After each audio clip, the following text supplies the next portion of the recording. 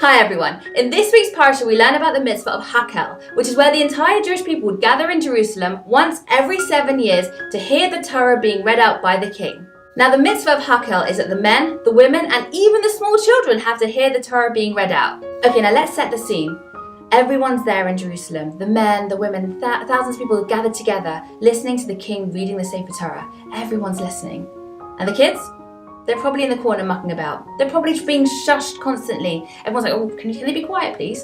And yet, what are they gaining? Are they gaining anything from being there? In truth, just by being there, they are gaining. Yes, on the surface, it looks like they're messing around and not listening and playing around. But on a deeper level, by absorbing that atmosphere and seeing all these people having so much respect and making a very deep impact on their subconscious.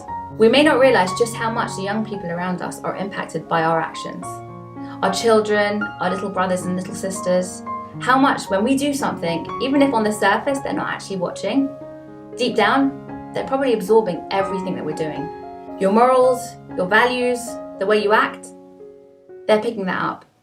So now for a more personal example that I've not shared with so many people.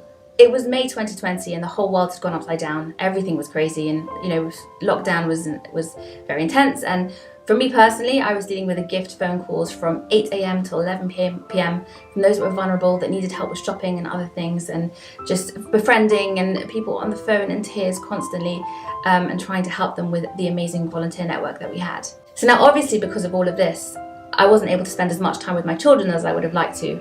And watching the internet didn't help me. Seeing all these people baking banana bread with their kids or building forts, I was feeling pretty guilty and pretty rotten that I wasn't able to educate my kids during this time of homeschooling and all these things. Until one day, I was picking up my children from key worker school and the teacher says to me, Mrs. Joseph, can I speak to you outside for a second? Now my immediate reaction is, oh no, what have they done wrong? What have they done wrong? And actually she wanted to speak to me about my youngest child. And she said, I just wanted to share with you that he has been so kind to the other children these past few weeks. He's been behaving so well, especially with those with extra additional needs. He's been such a great friend to them and he's been so kind and caring. So I said to her, thank you so much for sharing that with me. I really appreciate it, especially after all that. I've been so absorbed with work. I've not really been able to focus on them. Thank you for telling me that. She goes, no, wait, there's more. She said, I went out to tell him that he's been so kind to the other children. And his response to me, Mrs. Joseph, his response to me was, if you think I'm kind, you should see my mum. Now, that kind of set me off, but it was exactly what I needed to hear at that point.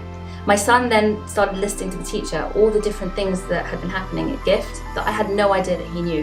He was telling the teacher all the different things that he'd overheard in the house. I had no idea that he'd been listening. And I was quite emotional at that point.